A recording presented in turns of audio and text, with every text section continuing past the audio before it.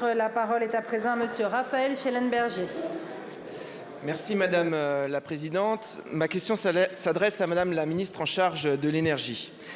Madame la Ministre, il y a 15 ans, il a fallu 2 ans de travail à une commission composée de spécialistes, puis 1 an de délibération à l'Assemblée nationale et au Sénat pour construire les mécanismes du marché de l'électricité, construits notamment autour de l'outil de l'AREN, l'accès régulé à l'énergie nucléaire historique.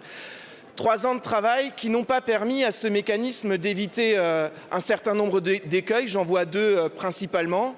Le premier, celui de l'incapacité des gouvernements successifs à appliquer des modalités d'actualisation de calcul des coûts.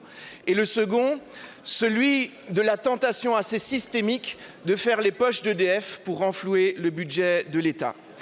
Aujourd'hui, à l'occasion de l'élaboration du projet de loi de finances, vous glissez, à la surprise de tout le monde, un article consistant à définir les nouvelles modalités de calcul d'échange des prix de l'électricité sur le marché.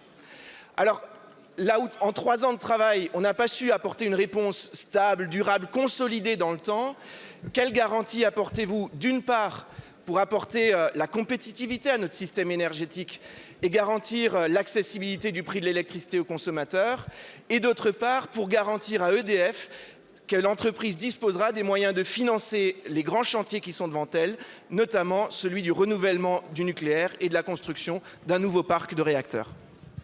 Je vous remercie, Monsieur le député. La parole est à Madame Olga Givernet, ministre en charge de l'énergie. Merci, Madame la Présidente. Mesdames et Messieurs les députés, Monsieur le député Raphaël Schellenberger, vous faites très certainement référence à l'article qui concerne le partage avec les consommateurs des revenus du nucléaire historique. Ce partage, il a été défini dans un accord avec EDF en novembre 2024, donc il remonte à presque 1 année. Je tiens à en rappeler les grands principes. Il va permettre à EDF de dégager des moyens futurs et des entretiens du parc existant, de stabiliser le prix pour les consommateurs et de préserver la compétitivité des industriels, notamment en ayant une politique commerciale active de la part d'EDF. Ils pourront faire alors des partenariats avec les contrats CAPN, contrats d'allocation production nucléaire, et je tiens à préciser que pour le moment, il n'est pas au niveau des attentes que nous souhaitons. Il y a encore des progrès à faire. Ensuite, il y a aussi la possibilité de faire des contrats de moyen terme. Concernant le dispositif de captation des revenus qui est proposé,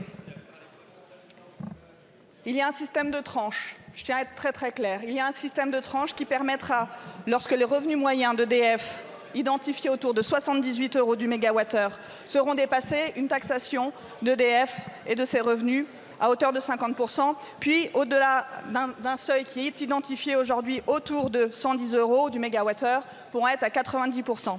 Tout cela permettra de pouvoir redistribuer directement sur la facture du consommateur ces gains et de faire en sorte que la stabilité des prix de l'énergie soit visible de la part du consommateur. Je tiens à le dire, ces dispositifs nous permettent de transitionner d'un dispositif AREN qui finira au 31 décembre 2025 pour ensuite préserver les moyens des Français. Je vous remercie beaucoup. Merci beaucoup, Madame la Ministre. Monsieur le député. Merci Madame la Ministre. Alors à cette époque où nous devons avant tout préparer les investissements dans la décarbonation et notamment le nouveau plan nucléaire, quand on entend parler de taxes sur les capacités installées, de demandes de versement de dividendes exceptionnels à EDF de la part de l'État, je serai particulièrement attentif à ce que nous préservions pour notre entreprise nationale les moyens d'investir dans le futur. Je vous remercie, mon cher collègue.